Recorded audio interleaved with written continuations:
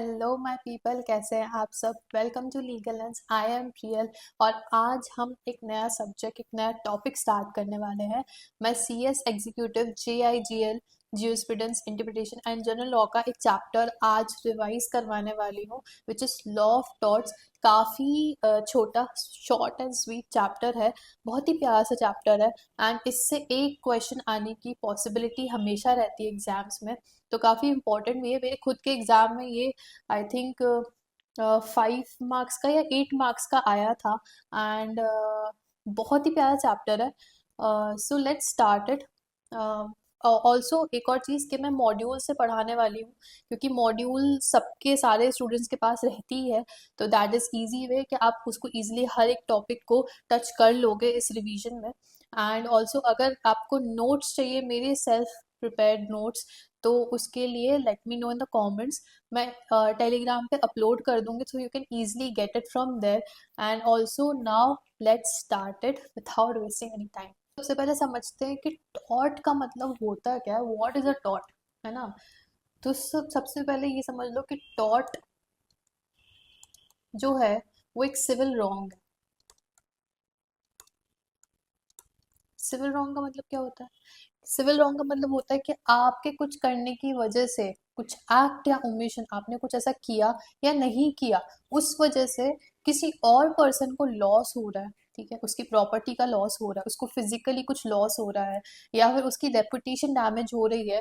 तो कुछ डैमेजेस या लॉस हो रहे हैं, उसकी legal loss, legal right infringe हो रहे हैं या वायलेट हो रहे हैं, उसको बोलते हैं सिविल रॉन्ग। ठीक है, मतलब कि जो भी क्रिमिनल एक्टिविटी अगर हो रही है, उसको टॉर्ट नहीं कहा जाएगा, सिविल रॉन्ग को ही टॉर्ट कहा जाएगा। मतलब कि सारे सिविल रॉन्ग्स जो है, नहीं, सारे टॉर्ट जो है वो सिविल रॉन्ग ही रहेंगे, बट सारे सिविल रॉन्ग टॉर्ट्स नहीं होते। तो यहाँ पे एक जो नोट करने वाली बात ये है कि every civil wrong is not a tort, first of all.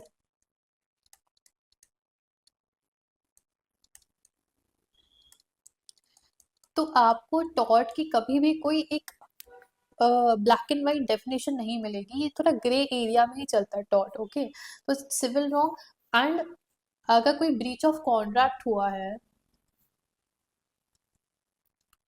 Breach of contract हुआ है या ब्रीच ऑफ ट्रस्ट हुआ है,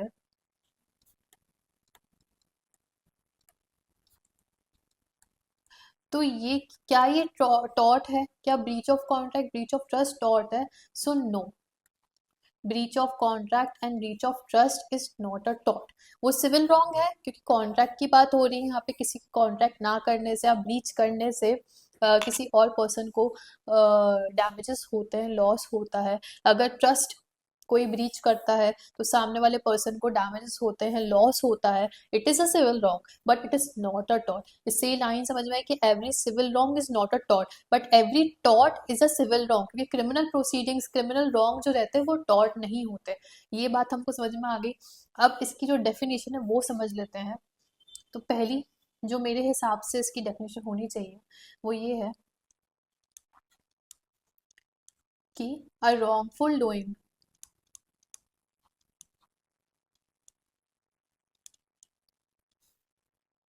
a wrongful doing which damages a person's property or reputation।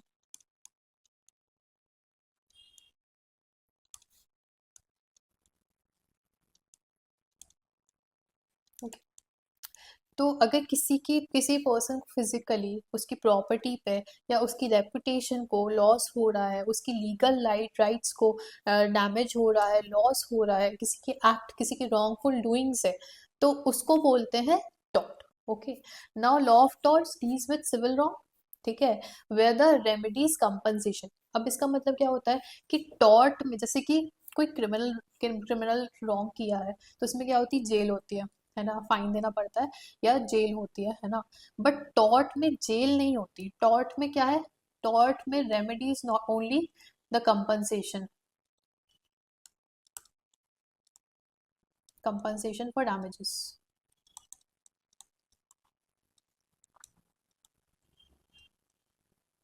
Okay, तो ऐसी कोई एक्टिविटी आप कर रहे हो जिससे आप जेल नहीं जा रहे, जिससे आप फाइन नहीं भर रहे हो, बट आपको कंपनसेट करना पड़ रहा है उस चीज के लिए, उस गलती के लिए। सबसे इजी एग्जांपल ये है कि मान लो कि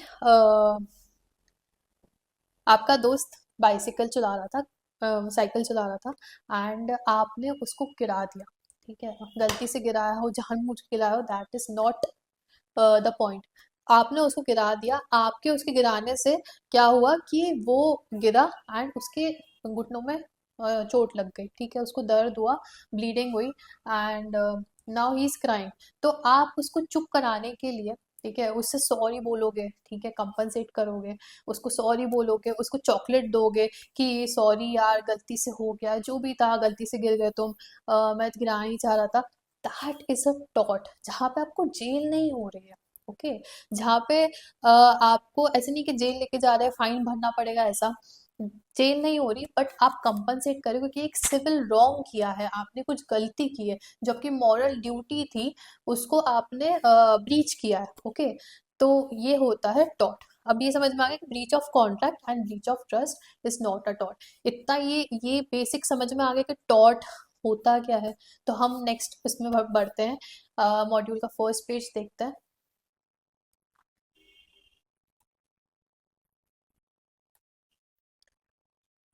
हम्म, हम्म। तो फर्स्ट पेज पे जब हम आते हैं तो काफ़ी कुछ लिखा हुआ है, बट हमको इतना सब कुछ नहीं पढ़ना, हमको इसमें से जो एग्जाम के लिए हमारे लिए इम्पोर्टेंट है वही निकालेंगे। तो हम इसमें से एक डेफिनेशन प्यारी से निकाल लेंगे जिसको हम याद रखेंगे, एंड जो भी क्वेश्चन आएगा डॉट के ऊपर, हम उसमें सबसे पहले यही डेफिनेशन लिखने वाले हैं। तो हम यहाँ पर मुझे तो ये डेफिनेशन लिमिटेशन एक्ट वाली काफ़ी पसंद है। तो we can use this. The tort means a civil wrong which is not exclusively a breach of contract और a breach of trust। अभी मैंने समझाया था, ऐसा प्रकार का सिविल रॉन्ग जो कि ब्रीच ऑफ कॉन्ट्रैक्ट नहीं है एंड ब्रीच ऑफ ट्रस्ट भी नहीं है। ठीक है, तो उसको बोलते हैं टॉट। सिंपल, बहुत इजी है ये डेफिनेशन याद रखना, दैट टॉट is kind of a civil wrong, is means a civil wrong which is not exclusively a breach of contract और अ ब्रीच ऑफ ट्रस्ट। किस में लिखा है? सेक्शन 2 ऑफ लिमिटेशन एक्ट 1963 में लिखा हुआ है। आप कोट करके आओगे आंसर्स में, and this would be like game changer. Okay, तो ये डेफिनेशन हम याद रखेंगे, इसको आप मार्क कर लो। उसके बाद हम आते हैं कि एलिमेंट्स ऑफ टॉर्ट क्या होता है। अब जो मैंने आपको ऊपर समझाया था वही यहाँ पे लिखा हुआ है। तो फर्स्ट पेज हमारा डन हो जाएगा इसमें कि एलिमेंट्स ऑफ टॉर्ट पे पहले तो कि एक तरीके का सिविल रॉन्ग होता है, मान लिया, 100 बार सुन लिया अभी तक तो हमने ना। उसके बाद this civil wrong is not a breach of contract और अ ब्रीच ऑफ ट्रस्ट। वही है कि ऐसा प्रकार का सिविल रॉन्ग जो ब्रीच ऑफ कॉन्ट्रैक्ट नहीं है एंड ब्रीच ऑफ ट्रस्ट नहीं है, दैट इज अ टॉर्ट। उसके बाद this wrong is redressable by an action for unliquidated damages, कि अगर ये गलती करी तो उसकी रेमेडी क्या है, रिड्रेसिव कैसे हो सकती है, रेमेडी क्या है। तो इस एक्शन की रेमेडी क्या है? Unliquidated damages. Now what are damages and what are liquidated and unliquidated damages. इससे आते हैं अपने नेक्स्ट टॉपिक पे। तो डैमेजेस का मतलब होता है लीगल लॉस या violation of legal right which is infringement of legal rights. मतलब कि ऐसा कोई लीगल लॉस हो रहा है आपको लीगल तरीके से, या तो आपकी प्रॉपर्टी पे कुछ लॉस हो रहा है जिस वजह से आप काम नहीं कर पा रहे, जिससे आपका पैसा मॉनेटरी तरीके से लॉस हो रहा है, या आपका लीगल राइट लॉस हो रहा है। मतलब कि फॉर एग्जाम्पल लीगल राइट का एक अच्छा एग्जाम्पल है कि आपका राइट टू वोट है ना, कि आपको वोट करने का अधिकार है।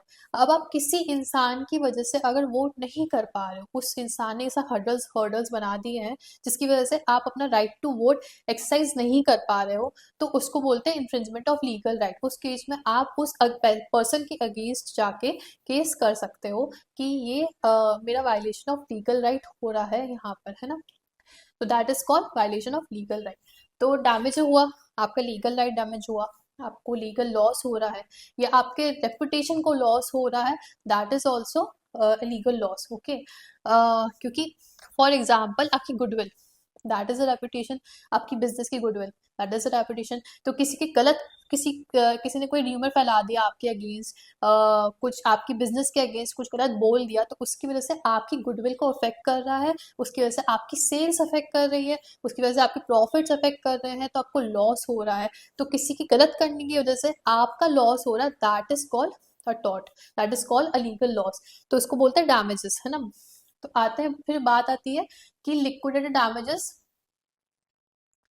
लिक्विडेटेड एंड अनलिक्विडेटेड डैमेजेस में क्या डिफरेंस होता है। तो लिक्विडेटेड का मतलब होता है ऐसे डैमेजेस जो ऑलरेडी प्री डिटरमाइंड है, जो ऑलरेडी फिक्स्ड है, पहले से दोनों पार्टीज, जो प्लांटिफ और डिफेंडेंट है, ओके, दोनों को ऑलरेडी पता है कि अगर ब्रीच हो रहा है, अगर कुछ गलती हो रही है, तो उस केस में इतना पैसा देना पड़ेगा, इतना पैसा भरना पड़ेगा, इतना पैसा कंपनसेट करना पड़ेगा। तो ब्रीच ऑफ कॉन्ट्रैक्ट, जैसे कि फॉर एग्जांपल अगर कॉन्ट्रैक्ट होता है दो लोगों के बीच में, तो उसमें एक टर्म, एक कंडीशन ऐसी रहती है ब्रीच ऑफ कॉन्ट्रैक्ट की, कि उसमें लिखा रहता है कि अगर किसी ने भी ब्रीच किया है तो वो दूसरे पर्सन को इतना पैसा देगा। तो उसको बोलते हैं लिक्विडेटेड डैमेजेस, जिसमें दोनों पार्टीज को पता है। अनलिक्विडेटेड डैमेजेस क्या होते हैं? ऐसे डैमेजेस जो प्रीडिटरमाइंड है ही नहीं, जो पता ही नहीं है दोनों पार्टीज को कि कितना पैसा देना पड़ सकता है। अगर हमने किसी की रेपुटेशन को लॉस किया है, किसी का लीगल लॉस हमने इस तरीके से किया है, तो हमें कितना पैसा देना पड़ेगा, वी डोंट नो। तो कौन डिसाइड करेगा? कोर्ट विल डिसाइड कि इस केस में आप कितना पैसा दोगे। तो this is called unliquidated damages. इससे आपको अभी ऊपर वाली लाइन समझ में आ गई कि the wrong is redressable by an action for unliquidated damages. जो आपने गलती की है उसकी रेमेडी क्या है कि अनलिक्विडेटेड डैमेजेस आप कंपनसेट करोगे, आप पे करोगे। Okay, so that these are elements of tort. Now next हमारा सबसे पहले टॉपिक आता है, वो आता है जनरल कंडीशंस का, फिर हम पढ़ेंगे काइंड्स ऑफ टॉर्टियस लायबिलिटी। तो जनरल कंडीशंस क्या है? एक लायबिलिटी क्रिएट करने के लिए अंडर टॉर्ट, मतलब general conditions of liability of a tort, for a tort, मतलब कि ऐसी कौन सी कंडीशंस है जिसके होने से हमारी लायबिलिटी क्रिएट हो जाएगी टॉर्ट के under. Okay, so let's discuss that first. बहुत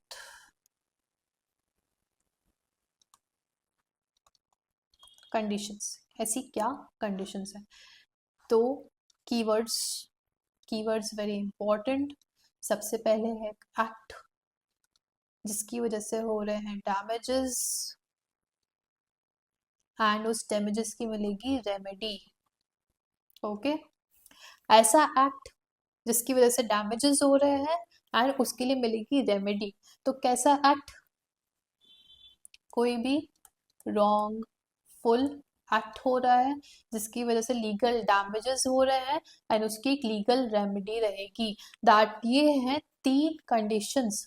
सिंपल, बहुत इजी है, हमको ये तीन कंडीशंस अभी के अभी याद करनी चाहिए कि कोई भी रॉन्गफुल एक्ट हो रहा है जिसकी वजह से लीगल डैमेजेस क्रिएट हो रहे हैं एंड उसके लिए कोई लीगल रेमेडी रहेगी।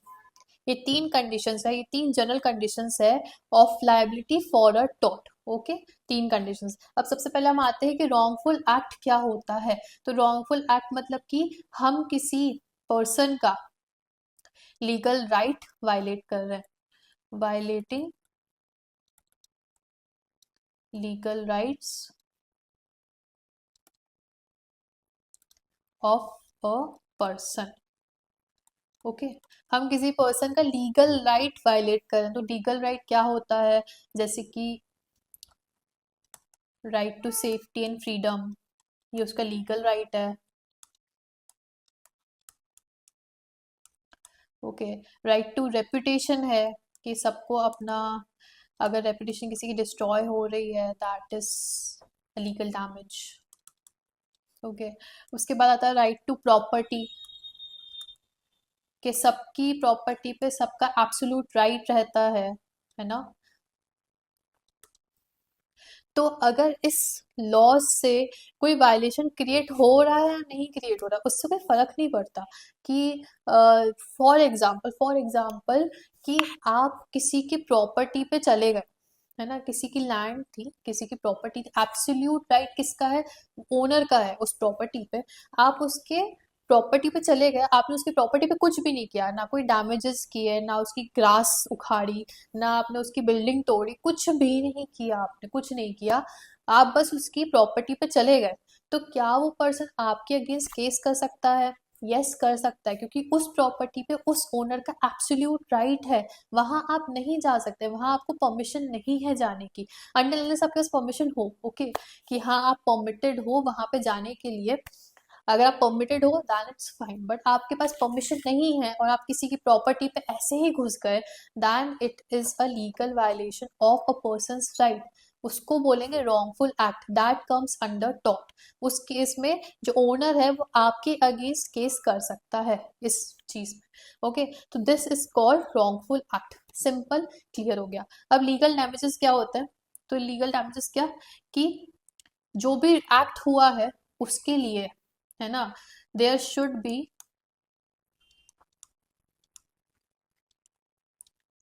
अ लीगल इंजुरी और डैमेज।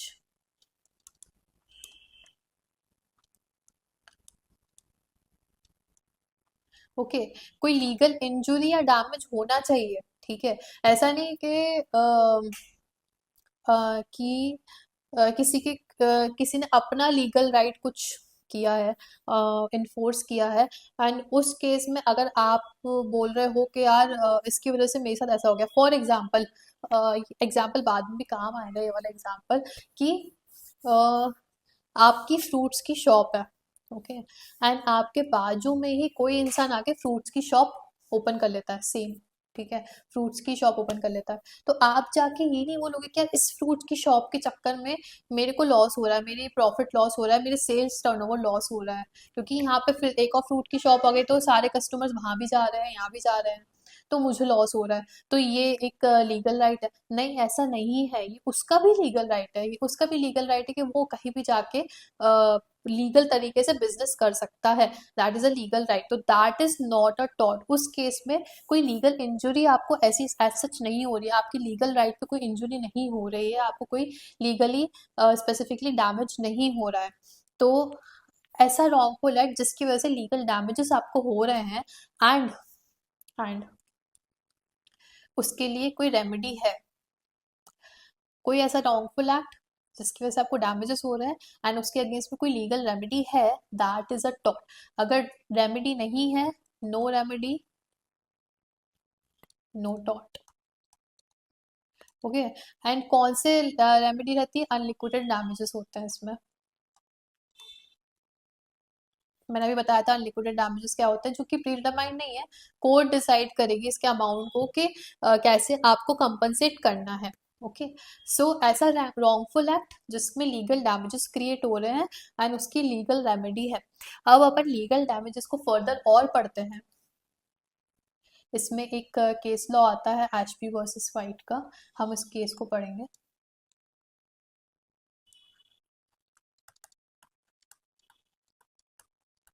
एशबी वर्सेस वाइट, तो इसमें क्या हुआ था, क्या इस केस लॉ के फैक्ट्स ये हैं कि एशबी अपना वोट देने के लिए गई थी, उसका राइट टू वोट, हर सिटीजन का रहता है राइट टू वोट, तो अपना वोट देने के लिए गई थी, तो वाइट जो कि इलेक्शन कमीशन में था, उसने डिनाई कर दिया एशबी को वोट करने के लिए, तो उसका जो राइट टू वोट था वो डिनाई हो गया, ओके। एशबी ने वाइट के अगेंस्ट केस किया कि उसका जो राइट टू वोट है वो इन्फ्रिंज हुआ है, वो वायलेट हुआ है, दो एचपी को कोई फाइनेंशियल लॉस नहीं हुआ, ओके, उसकी जो पार्टी थी जिसको वोट करने वाली थी वो जीत भी गई, उसको कोई फाइनेंशियल लॉस भी नहीं हुआ, बट स्टिल उसका राइट वायलेट हुआ है, उसका राइट है, ठीक है। यहाँ पर एक वो चीज आती है where there is a right there is a remedy, तो यहाँ पे एचपी वर्सेस वाइट के केस में दो मैक्सिम्स निकले थे विच इज वेरी इंपॉर्टेंट। सबसे पहला है damnum sine injuria, and second maximum है injuria sine damnum. Very important maximum, very important maxims. तो इस केस में दो मैक्सिम्स निकले थे कि damnum sine injuria and injuria sine damnum. तो फर्स्ट वाले का मतलब होता है डैमेजेस विथआउट इंजुरी,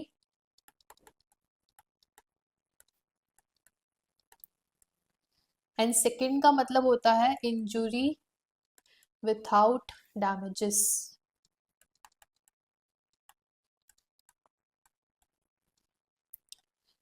तो जो एशपी वर्सेस वाइट के केस में हुआ था ना, वो ये हुआ था, इंजुरिया साइने डैमनम हुआ था, मतलब कि इंजुरी विथआउट डैमेजेस। यहाँ पे कोई डैमेजेस नहीं है, कोई फाइनेंशियल लॉस नहीं हुआ है एशपी को, बट इंजुरी हुई है उसके राइट को, राइट टू वोट को इंजुरी हुई है, तो that is called injury without damages. तो मैंने अभी आपको एक एग्जाम्पल बताया था अभी डैमेजेस विथआउट इंजुरी में, कि ए ने मतलब आपने शॉप, आपकी फ्रूट की शॉप है, एंड किसी और पर्सन ने फ्रूट की शॉप आपकी शॉप के पास खोल ली, उसकी वजह से आपको डैमेजेस हो रहे हैं। ठीक है, आपको क्या हो रहा है, आपको क्या डैमेजेस हो रहे हैं कि आपका टर्नओवर जो था वो गिर गया, आपको लॉस होने लग गए, है ना, आपका जो प्रॉफिट था वो गिर गया, ठीक है, कस्टमर बेस गिर गया, क्योंकि अब जो कस्टमर्स है वो दूसरी शॉप पे भी जाके देख रहे हैं, तो यहाँ पे डैमेजेस हो रहे हैं, पर क्या कोई इंजरी आपकी लीगल राइट को हुई? नहीं, आपका लीगल राइट नहीं है कि इस जगह पे सिर्फ मैं ही शॉप खोलूंगा, that is not your legal right. वहां पे और भी लोग शॉप्स खोल सकते हैं, ओके, तो that is not an injury. Damages हो रहे हैं, डैमेजेस हो रहे हैं, but without injury. This is classic example, आप इसको कहीं भी कोट भी कर सकते हो। तो यहाँ डैमेजेस हो रहे हैं but there is no injury, okay, तो इसको बोलते हैं damnum sine injuria, damages without infringement of legal right. Injury का मतलब होता है कि कोई भी without infringement of legal right, कि आपके लीगल राइट को डैमेज नहीं हुआ है, ओके। तो क्या इस डैमनम साइने इंजुरिया में कोई केस बनता है? तो नो, नो केस, कोई केस नहीं बनता, है ना, कि डैमनम साइने इंजुरिया में कोई केस नहीं बन सकता, आप केस नहीं कर सकते अगर आपको डैमेजेस हुए without any injuries caused to your legal right, okay. Second आता है इंजुरिया साइने डैमनम, इसका मतलब ये होता है कि लीगल राइट्स वायलेट हुए हैं, legal rights are violated, okay, but damages नहीं हुए, लीगल राइट्स वाले, जो कि एचपी वर्सेस वाइट का केस था, उसमें उसका जो legal right, right to vote था, वो डैमेज हुआ, ठीक है, उसको डिनाई कर दिया गया था, तो उसका डैमेज हुआ, बट क्या उसको कोई डैमेजेस हुए, उसको कोई लॉस हुआ? नहीं हुआ, तो कोई डैमेज नहीं हुआ, बट उसका इंजुरी किसको कॉज हुई है? उसके लीगल राइट को, तो उसका लीगल राइट इन्फ्रिंज हुआ है, दैट इज वाई इधर पे क्या केस होगा? तो yes, case can be filed, because action हुआ है ना, क्योंकि यहाँ पे इंजरी तो हुई है, किसी किसी के एक्शन से आपके लीगल राइट वायलेट हुए हैं ना, तो यहाँ पे केस फाइल हो सकता है, ओके। तो एक और इसका जो एग्जांपल मैंने आपको बताया था लैंड वाला, कि अ, एक लैंड है ए का, ठीक है, एज लैंड, है ना, लैंड है ए का, एंड बी जो है वो उसके लैंड पे चला जाता है without any permission, no permission, ठीक है, उसको कोई परमिशन नहीं थी एक लैंड पे जाने के लिए, उसने वहां पे कोई डैमेजेस नहीं किए, उसने कुछ नहीं तोड़ा, उसने कोई भी ग्रासेस नहीं हटाए, उसने ट्रीज कट नहीं करी उसके लैंड की, बट क्या हुआ, क्या वो उसके परमिशन के बिना गया? क्योंकि यहाँ पे ए जो है एब्सोल्यूट ओनर है,